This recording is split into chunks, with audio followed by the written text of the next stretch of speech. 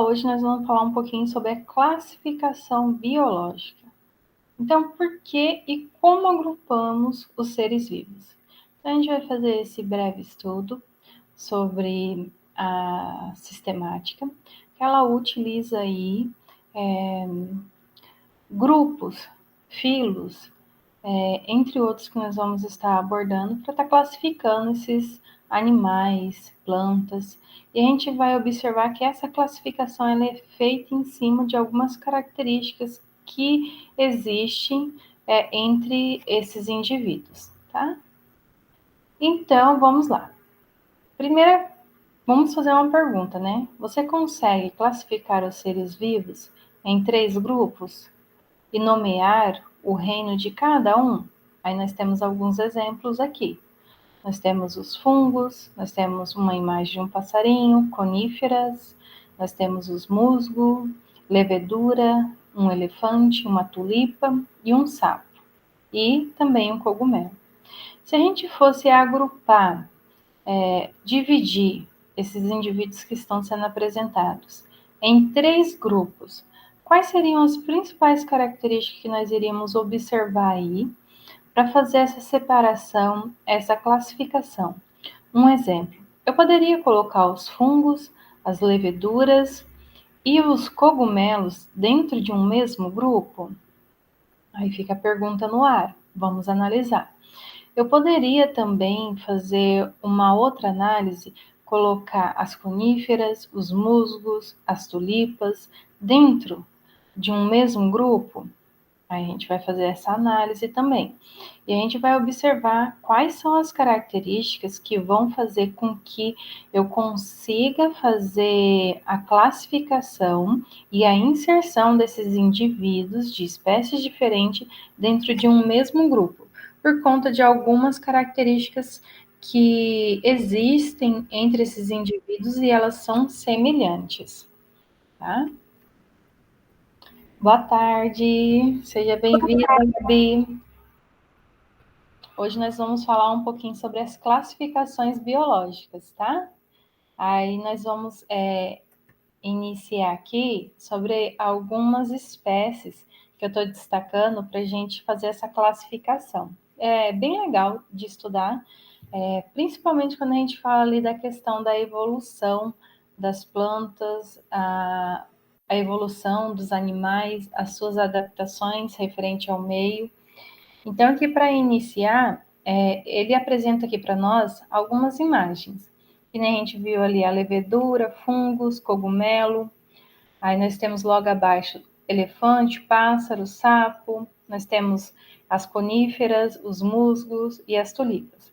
Aí se a gente fosse classificar todos esses seres que estão sendo apresentados aqui, e se a gente fosse dividir em 3 grupos, nós poderíamos pegar ali a levedura, o fungo, como está sendo apresentado aqui, e colocaríamos eles dentro do grupo dos fungos.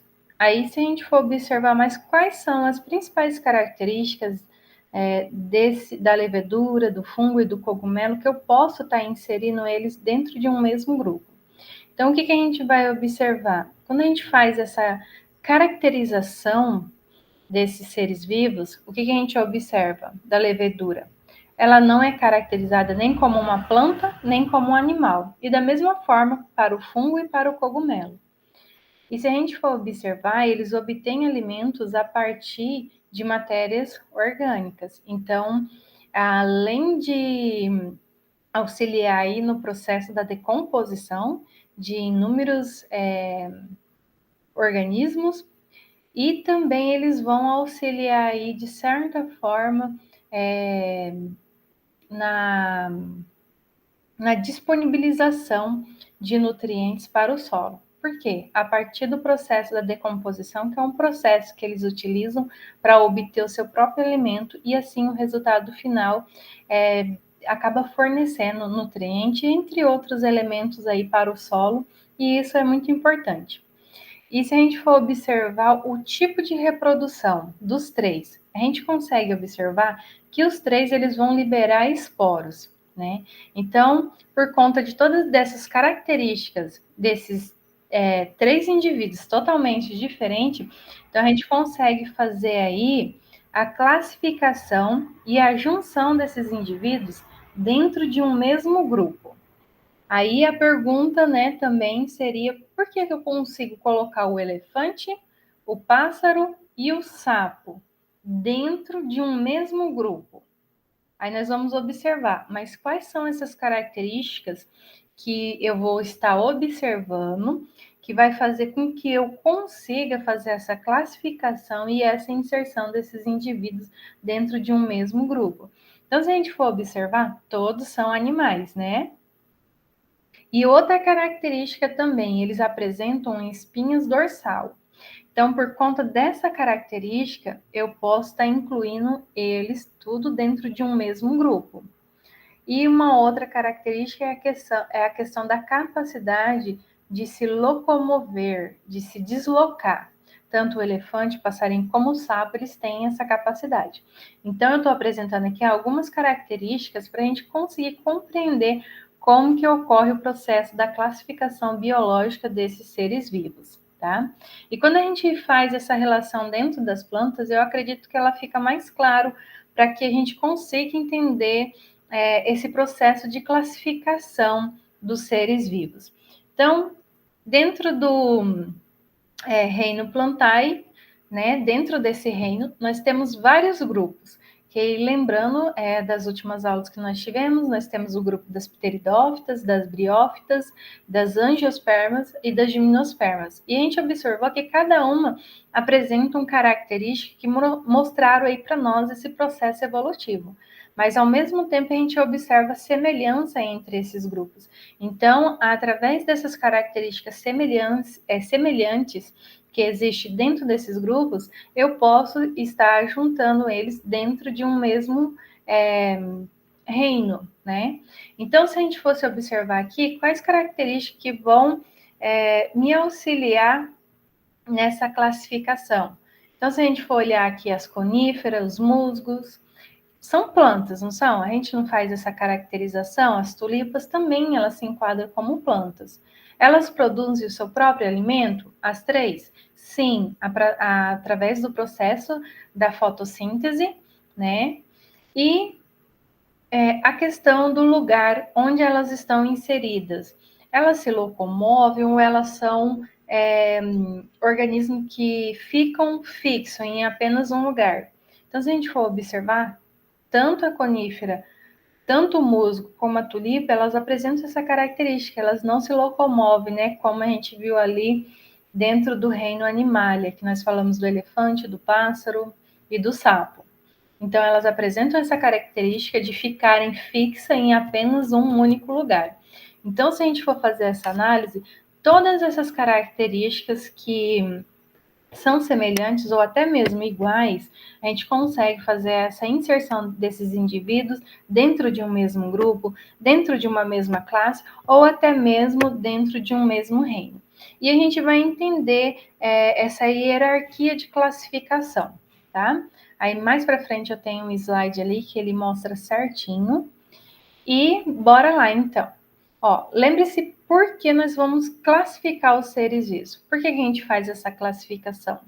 O que ela significa? O que ela vai auxiliar a nós para entender a questão da existência desses seres vivos, a identificar suas características, para inserir esses indivíduos dentro de um mesmo grupo.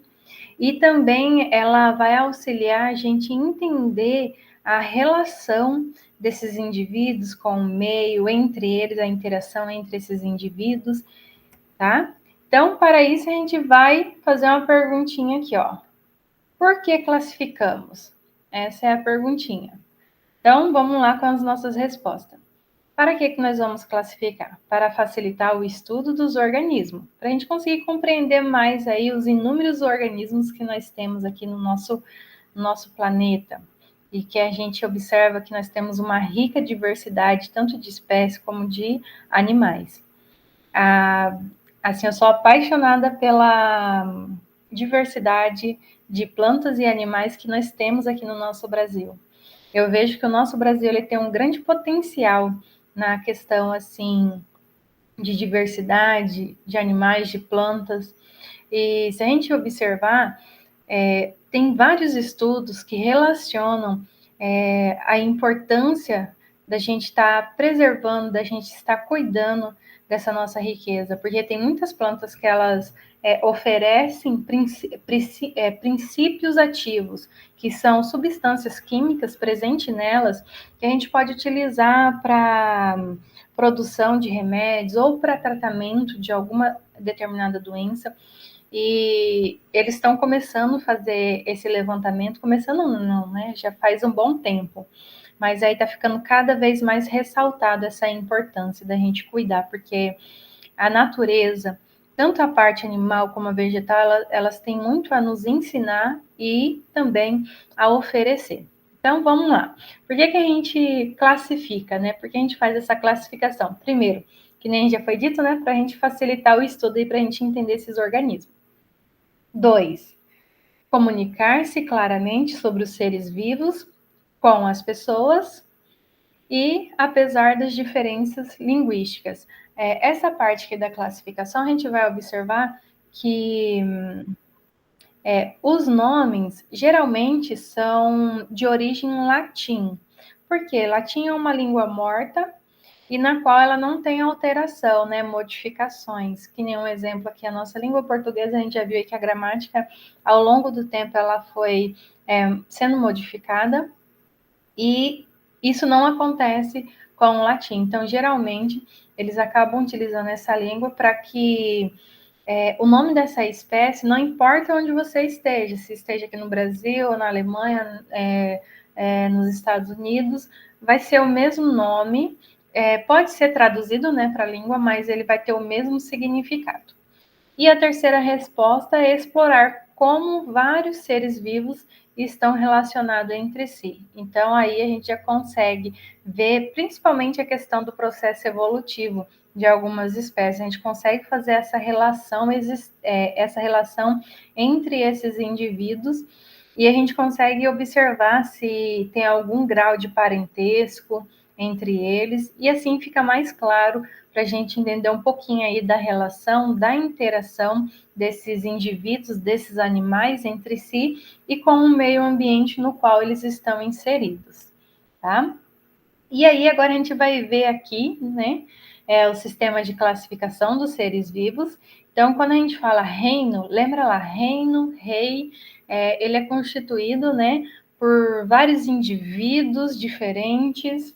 Então, dentro desse reino, nós vamos ter o filo, a classe, a ordem, a família, o gênero e, por fim, a espécie. Então, esse sistema ele foi desenvolvido e criado por Linnaeus. Ele teve uma grande contribuição aí nesse processo da classificação desses seres vivos, e graças ao seu estudo, a gente consegue fazer aí a classificação e também a compreensão dessas características, relações entre elas, tá? E esse sistema, eles são divididos aí por 7 níveis, o que a gente acabou de estar lendo aqui, né? Que é do reino até a espécie. E eu trouxe esse esqueminha aqui, porque esse esqueminha ele vai auxiliar bastante para a gente responder algumas perguntas logo à frente, onde que ele traz, assim, uma imagem visual para a gente compreender mais o que seria o reino, né? Então, quando a gente fala reino, nós estamos englobando todas as outras etapas, que nem o filo, a classe e a ordem. Aí vamos supor assim, o gênero, quem está dentro do gênero? É a espécie. Aí caso eu pergunto lá, dentro da ordem, para vários indivíduos estar dentro da mesma ordem, quais características eu posso observar para mim fazer essa classificação? Então a gente vai estar observando, tá? Esses detalhes para a gente compreender como que a gente faz esse processo de classificação e a inserção dentro dessas classificações desses indivíduos. Aí vamos deixar mais claro aqui, né, o que nós estamos falando. Então, quando a gente fala ali da utilização do sistema de nomenclatura de Linnaeus, a gente tem que observar que a construção do nome, ele sempre vai ter uma mesma característica. Aí lembra lá, sempre é composto por 2 palavras. O nome científico da espécie, tanto animal ou pode ser uma espécie vegetal. Então, é composto por dois nomes não, duas palavras, né, que vai dar aí a origem a um nome científico desse indivíduo, e geralmente é utilizado o latim para estar escrevendo.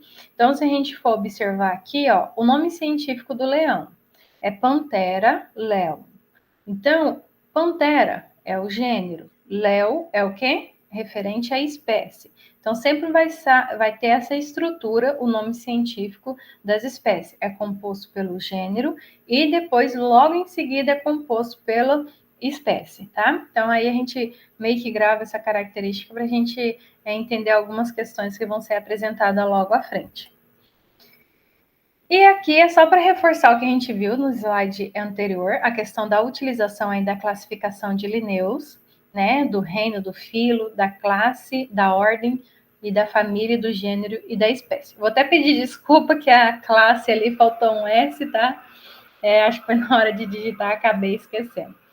Então, vamos ver aqui, ó. O sistema de Linneu consiste em uma hierarquia de grupos, desde o mais amplos até o mais específico. Então, o que ele está querendo dizer com essa frase? Que ela é constituída, ela é construída, né, do grupo com mais característica para o mais específico, ou seja, que são características mais raras encontradas em apenas alguns indivíduos. Então, quando a gente fala de um reino, a gente pode estar falando de inúmeras espécies que podem caracterizar esse reino. E quando a gente fala de espécie, que é a parte ali que ele fala que é a parte mais específica, a gente está falando de uma espécie que talvez ela apresenta uma determinada característica que a gente só encontra com aquele indivíduo. Aí, bora lá fazer uma classificação da espécie humana. Então, qual que seria o nosso reino? Animalia. Qual que seria o nosso filo? Chordata. E qual que seria a nossa classe? Mamália. Aí tem a ordem, o filo, qual que é o gênero? Homo. Qual que é a nossa espécie? Homo sapiens. Aí se a gente for parar para analisar, existe alguma outra espécie que a gente poderia colocar dentro do nosso grupo que apresente as mesmas características? Se a gente for analisar, não. Mas a gente consegue encontrar animais que podem estar dentro do mesmo reino, ou dentro da mesma classe, ou dentro da mesma ordem. Por quê? Porque esses animais vão apresentar características semelhantes à nossa, mas eu vou poder colocar eles dentro do mesmo grupo, um exemplo, é da mesma espécie nossa? Não. Por quê? Vamos pensar aqui para deixar mais claro o que eu estou querendo dizer para vocês. Eu não vou poder colocar um outro indivíduo que tem características semelhantes à nossa e caracterizar esse indivíduo como se fosse da mesma espécie somente por conta dessa semelhança. Para ser caracterizado como um Homo sapiens, esses indivíduos têm que apresentar todas as características iguais, tá? Ficou claro? Ficou tranquilo ou ficou meio confuso? Qualquer coisa vocês vão perguntando, tá bom? Bora lá. E como que a gente faz essa classificação? Gostei bastante desse exemplo aqui que foi colocado, ó. Nós temos aqui uma baleia jubarte e nós temos um chimpanzé. Aí faz a pergunta aqui para nós. Quais são as características comuns entre uma baleia jubarte e um chimpanzé? No qual eu posso estar inserindo ele ali dentro, quer ver? Vamos voltar aqui, ó. Dentro da mesma classe. Por que eu posso colocar a baleia e o chimpanzé dentro da mesma classe? Quais são as características que vão levar para essa classificação? Então, se a gente for ver, qual que é a primeira classificação? Ambos são mamíferos, né? Ambos têm a capacidade de amamentar os seus filhotes. Então, são algumas características que eu posso estar destacando, e essas características entre esses indivíduos que vivem em ambientes totalmente diferente eu posso estar colocando aí dentro da mesma classe. Então, se a gente for observar, assim, se a gente fosse pensar rapidamente, descreve aí qual que é as principais características entre esses dois indivíduos que eu posso incluir eles aí dentro de uma mesma classe. A princípio, se a gente fosse olhar e falar, meu Deus, mas não tem nada a ver. A baleia está vivendo dentro de um ambiente aquático, o chimpanzé no ambiente terrestre. A alimentação de ambos é totalmente diferente. O seu sistema, seu metabolismo, não são semelhantes. Então, se a gente for ver, é bem diferente. Mas, por eles apresentar algumas características, que nem um exemplo da amamentação, o chimpanzé tem essa capacidade e a baleia também, ela amamenta o seu filhote. Então, essa característica faz com que eu consiga fazer essa classificação desses dois indivíduos totalmente, né, assim, que vivem dentro de ambientes diferentes, incluir dentro de uma mesma classe, tá? E também para ajudar no processo da classificação, muitas vezes é utilizado os dados genéticos, porque também o estudo genético do DNA desses indivíduos também auxilia nesse processo aí de classificação e reforça ainda mais, né, as evidências aí que a gente visualiza da questão do comportamento, da sua estrutura fisiológica, esquelética, do seu metabolismo, acaba reforçando essas informações que a gente visualiza desses indivíduos para a gente fazer essas classificações, né? E aqui, nessa parte, nós temos 3 grupos aí. Tem o grupo 1, que é composto ali pelas aranhas, besouro, que eu acho que é mais uma joaninha, né? E um caranguejo. Aí o grupo 2, nós temos a cobra, largato, a tartaruga, e o grupo 3, o tigre, a foca cinza e o coelho. Aí vem a pergunta: você consegue identificar pelo menos 3 características que a gente consegue observar que são comuns para cada grupo? Então, qual que é a semelhança ali do grupo 1 desses indivíduos que eu posso estar incluindo, que eu posso estar destacando, na verdade, que eu poderia destacar? Esse grupo 1 aí, quais as características eles têm semelhante? E o grupo 2, quais a semelhança entre esses indivíduos? E o grupo 3, a mesma coisa. Quais são as semelhanças? Então, a gente tem aqui a resposta.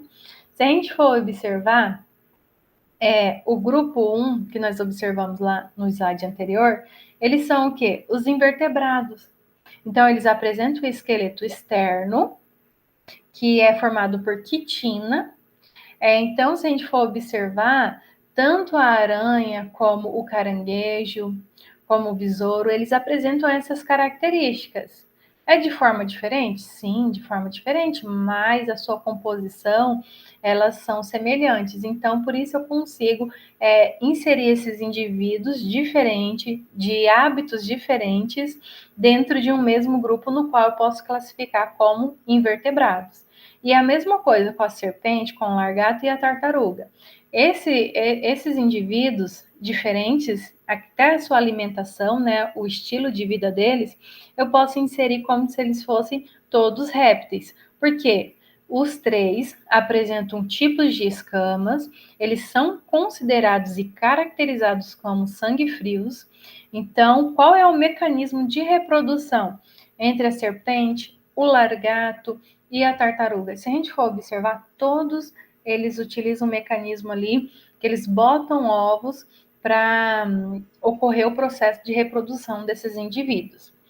E os mamíferos? Qual que é a relação aí entre o tigre, entre a foca cinza e o coelho? Então, qual é a principal característica? São de sangue quente. Se eles não tiverem pelos, ok. Se eles não tiverem pelos ou cabelos, né, eles vão apresentar ou pelos ou cabelos, né, que aí são pelos mais compridos. Eles podem produzir leite para alimentar os seus filhotes e também eles apresentam aí a espinha dorsal. E a gente vê todas essas características dentro desses indivíduos, né? E aqui, na próxima, para a gente ficar mais claro aí o que seria essa classificação e como a gente poderia utilizar ela, basicamente ela é uma chave na qual ela vai fazer perguntas e nós teremos as respostas, e isso tudo vai nos ajudar a classificar esses seres vivos. Então, bora lá. Ó. Nós temos o invertebrado. Beleza. Esse invertebrado, ele tem pelo? Se sim, então ele vai ser um mamífero. Se não, então ele tem pena? Aí a pessoa vai responder. Se ele tem pena, então ele é caracterizado como um pássaro. Se não tem pena, então vai perguntar. Já se não tem pelo, não tem pena, tem escama? Se tem escama, então eu vou classificar ele como um anfíbio. E você viu como que é bem interessante a utilização dessa estrutura que vai auxiliar a gente fazer a classificação desses indivíduos. Bora finalizar aqui, ó. Ele pode viver fora da água por muito tempo? Se sim, a gente sabe que tem muitos répteis que eles são dependentes da água para o processo de reprodução, mas tem outros que não. E se a gente observar que esse indivíduo ele não vive fora da água, então a gente está falando de alguma espécie que a gente pode falar que é uma espécie de peixe, né? Que seria o peixe ali. E bora aqui passar para a parte que vai nos auxiliar a compreender como a gente faz essa análise, a questão da classificação referente à organização, o agrupamento desses seres vivos, de acordo com as suas características.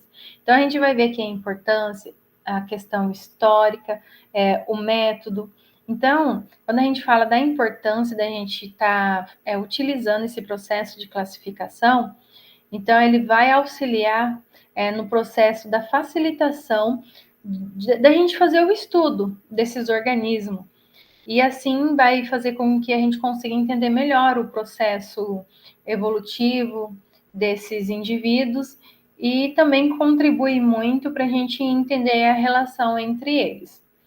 E a parte histórica, graças ao estudo desenvolvido por Carl Linnaeus, o famoso Linnaeus, a partir dos seus estudos a gente consegue fazer a classificação das nomenclaturas desses organismos e também até hoje é utilizado o seu estudo com adaptações para auxiliar no processo aí do entendimento dos estudos desses organismos e a parte do método. Então, os cientistas eles acabam utilizando esse sistema para classificarem os seres vivos com base principalmente nas suas características que são observadas e também eles acabam utilizando aí a parte da genética, que é os dados genéticos, que é a parte do DNA desses indivíduos para reforçar ainda mais a questão dessa observação dessas características que são realizadas. Então, eu fiz um breve resumo aí da questão da classificação biológica. Ela é uma aula, assim, que é um pouco mais extensa, então eu tentei fazer um resumo, um apanhado de tudo para a gente estar relembrando desse conteúdo.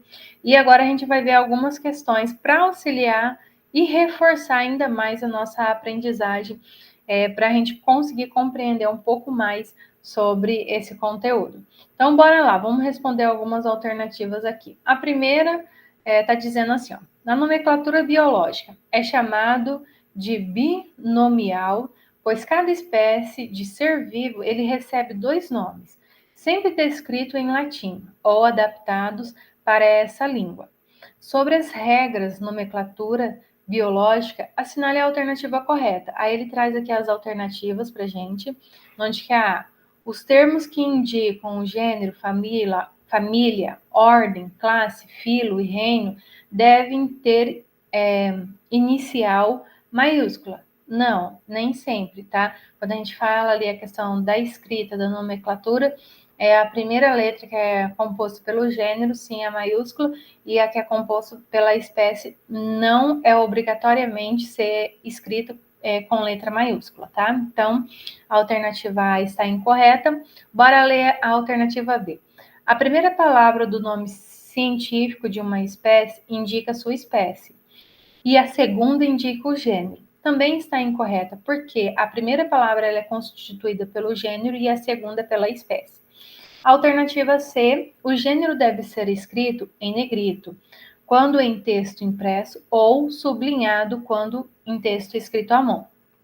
Geralmente, a gente escreve o nome científico desses animais em itálico. Então, a questão da escrita ser em negrito está incorreto aqui. E a alternativa D, que está destacada aqui, é a alternativa correta, né? Então, vamos ler ela. Ó, a regra que delimita que todos os nomes científicos devem ser escritos em latim foi estabelecida pelo fato de que, por ser uma língua morta, não se modifica mais. Então, por isso que acabam utilizando o latim aí para estar sendo utilizado para escrever os nomes científicos desses indivíduos. Alternativa 2. A ordem carnívora inclui espécies tais como os cães, ursos. Para pertencer à mesma ordem, essas espécies também devem pertencer. Então, se a gente for observar aqui, ó, ele fala para nós que a ordem carnívora, né? Nós estamos falando dos carnívoros. Eles incluem tanto os ursos como os cães. E logo em seguida ele pergunta: para pertencer à mesma ordem, essas espécies, elas também devem pertencer à mesma família, gênero, espécie ou classe. Então, ó, falei que esse esqueminha ia auxiliar muito nós a responder as questões. Então, para que ele pertença à mesma ordem, ele tem que pertencer à mesma classe. Então, a alternativa correta aqui seria a alternativa D, tá? Bora passar aqui para 3, usando o mesmo esqueminha aqui, ó, para nos auxiliar. Atualmente costumamos classificar os seres vivos em 7 categorias taxonômicas principais. Marque a alternativa que indique corretamente essas categorias na ordem da categoria de maior abrangência para a de menor abrangência, ou significa a mais restrita.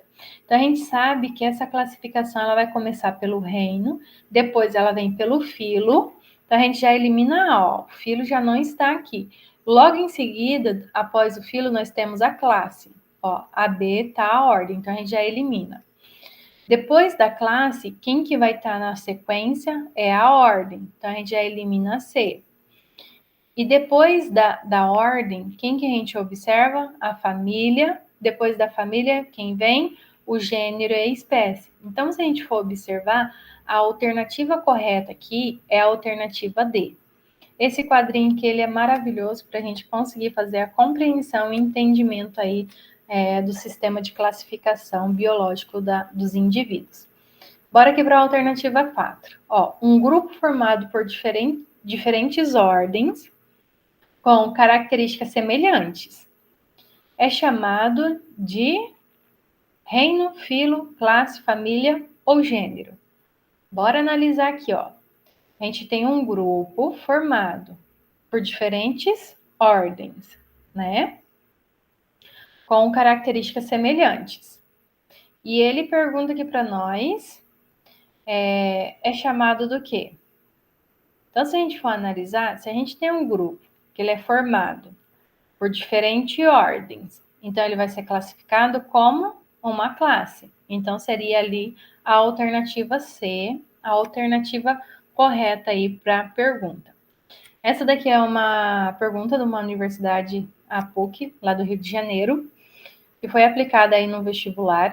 Então, vamos ler lá o que ela está pedindo. Ó. O entomólogo, estudando a fauna de insetos da Mata Atlântica, encontrou uma espécie cujos caracteres não se encaixam naquelas características do gênero da sua espécie. Isso levará o cientista a criar o quê? Uma nova família para inserir esse indivíduo com um novo gênero, ou ele vai criar somente uma nova espécie, ou ele vai criar um novo gênero com uma nova espécie, ou uma subespécie, ou uma nova ordem com uma nova família. Então, se a gente for observar aqui, ele está falando que ele estava fazendo um estudo na fauna, né, sobre insetos na Mata Atlântica. E ele encontrou uma espécie cujas suas características elas não se encaixavam nas características do gênero de uma determinada família, né, desses insetos. E ele observou que o que ele deveria fazer? O que ele iria criar aí para fazer essa identificação desse indivíduo? Já que ele não apresentava as características daquela determinada família. Então, o que ele iria criar aqui? Ele iria criar um novo gênero com uma nova espécie, né? Por quê? Dentro lá da família, ele não observou nenhum gênero, nenhuma espécie nas quais apresentavam características pelo menos semelhantes. Ele não visualizou isso. Então, como que ele ia inserir esse novo indivíduo dentro desse gênero, né? Já que ela não apresentava essas mesmas características. Então, o que ele teve que fazer? Fazer aí uma classificação, que seria a criação de um novo gênero e também de uma nova espécie, para fazer a identificação e a classificação desse novo indivíduo aí no qual ele encontrou, né, na Mata Atlântica. Então, é bem tranquilo esse conteúdo, é bem legal de trabalhar. Vou interromper aqui o compartilhamento, só para mim voltar aqui na tela. E aí, Gabi, ficou com alguma dúvida ou não? Tranquilo? Só uma, na hora da prova do Enem, tem alguma chance de vir falando, tipo, reino, filho, classe, alguma tabela, algo do tipo ou não? Não tem, não tem. Sabe o que a gente faz na biologia para a gente fazer a classe, para a gente lembrar da ordem? Você grava assim, ó, letra R, F, C, O, F, G, S. Então, como a gente fala assim, ó, Re, Fi, Co, Fá, G. Lembra dessa palavra, ó, Re, Fi, Co, Fá, G. Aí você escreve lá. Aí você vai lembrar que é o reino, o filo, a classe, a ordem, a família, o gênero e a espécie. A gente usa esse macete para a gente lembrar ali certinho a hierarquia desses grupos e para a gente não errar ali na hora. Então, tem esse macete. Lembra dessa palavra bem esquisita, reficofage. Porque, ó, re, fi, ó, re, reino, fi, filo, co, classe e ordem, fa, gen, família, gênero e espécie. Conseguiu entender o macete? Sim.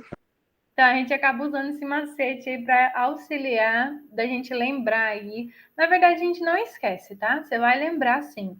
Assim, o único. Não falo problema, mas a gente pode acabar confundindo ali a questão da ordem da classificação. Os nomes, né? A gente pode acabar ali meio que trocando. Mas a gente usando esse macete aí, você escreve lá na hora, você vai lembrar certinho da sequência, tá bom? Da classificação.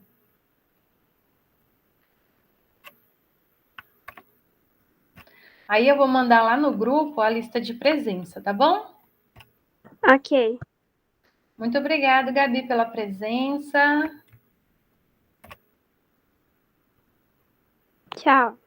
Tchau.